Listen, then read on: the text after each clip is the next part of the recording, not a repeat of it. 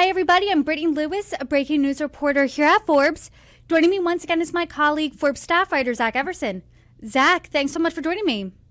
Thanks for having me back to talk about congressional stock trades, which I think is 50th time we've talked about this. Yeah, it seems to be our new favorite topic, lawmakers trading stock. This time we're talking about Congressman Kevin Hearn. He's a Republican lawmaker from Oklahoma. He sold 6 figures worth of UnitedHealth Group stock in December. So to start off the conversation, what do you know? What can you tell us? Well, he filed a periodic transaction report last week that showed he traded, or his trust sold, between $250,000 and $500,000 worth of stock in United Healthcare Group. Now, lawmakers only have to report these trades in wide ranges, so we don't know exactly how much, or we don't know even what he, what he purchased these shares particularly for.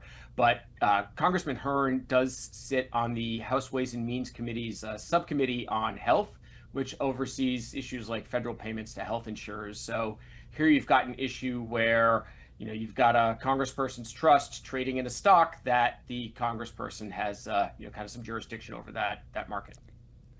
So let's talk about that. First, his trust was trading it. Does that mean he had no oversight over that? What does that really look like? What has his team said?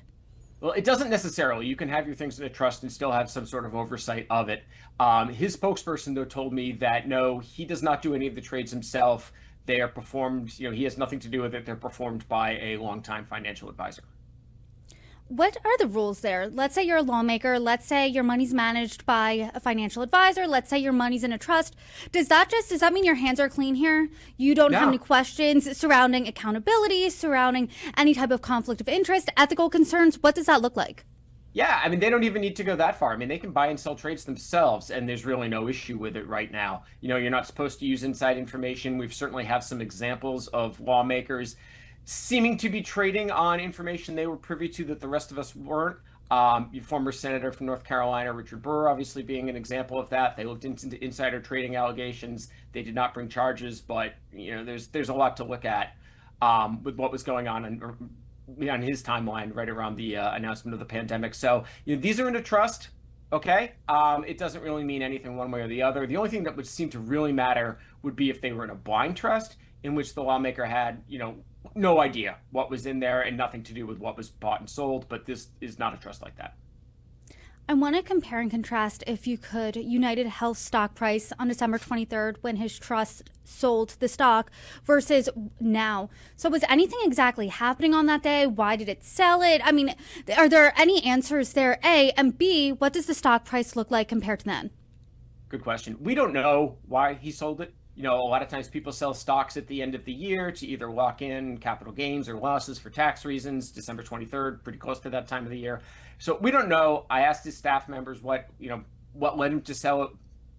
They didn't answer that question. So the stock actually went up after he sold it. He sold it around 325 and it reached a high of about 356 last week. But then this week it plummeted. It went down to 282 on Tuesday after the Trump administration announced that the reimbursement rates for Medicare were not going to be that much higher next year. They were only going to go up 0.09%, whereas the market had really thought they were going to go up like 4% or so. So we did see that stock drop down, $40 a share from when he sold it. So that's good news for him, right? That's essentially saying, hey, he sold it at a better time a month ago than how it's sitting and looking right now. Yeah, I mean, it's not perfectly timed. If he had held it a couple weeks longer, it would have been, gone up to 350 something as opposed to 325. But, selling at 325 when a month later it's down to 280 seems like good timing. UnitedHealth Group is a healthcare company. It's the parent company of one of the largest health insurance providers in the country. As you noted at the top of the conversation, Congressman Hearn sits on the House Ways and Means Committee's Health Subcommittee.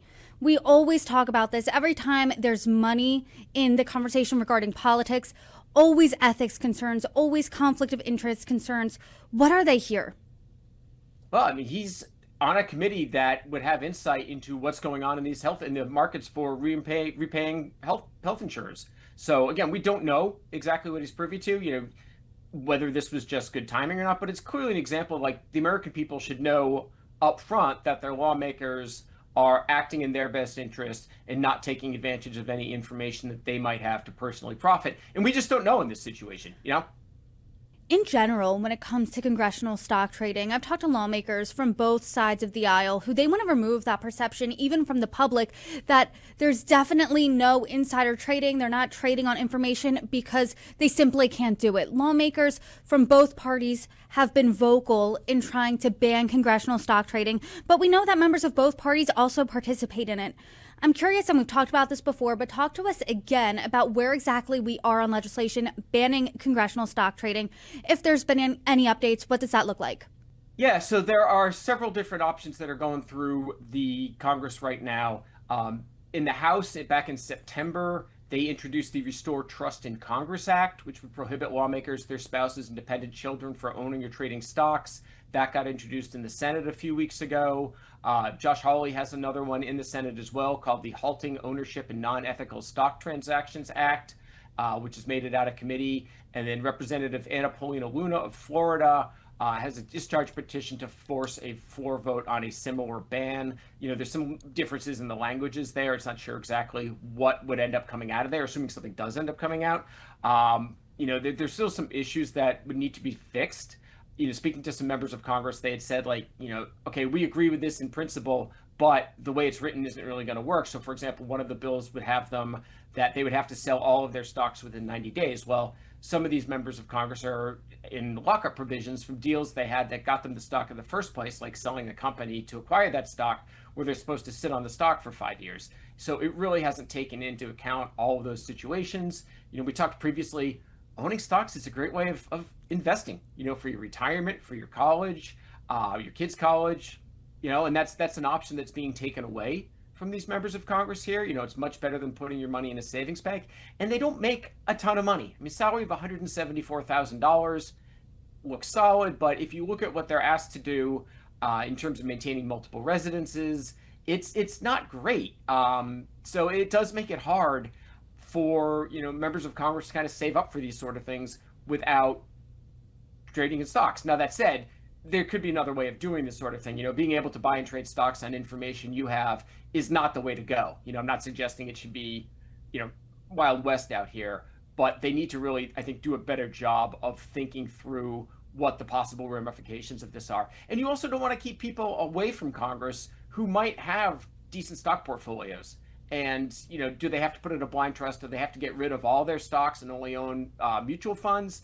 I think if we're looking to get people who've succeeded in business to work in Congress, it's tough right now. I asked Representative Hern's staff what his position was on such a ban, and they did not answer that question either. And I'm curious, they didn't answer that question, but have any other lawmakers, aside from Congressman Hearn, traded UnitedHealth shares in the last year?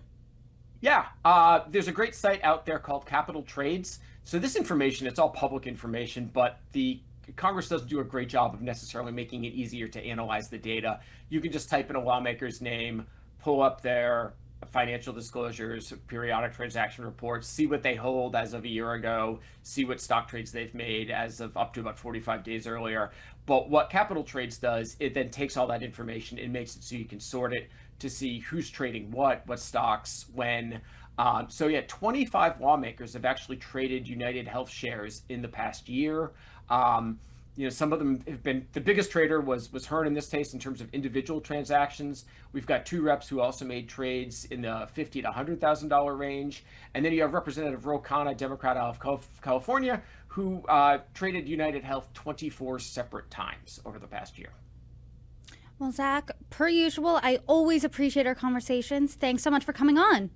My pleasure.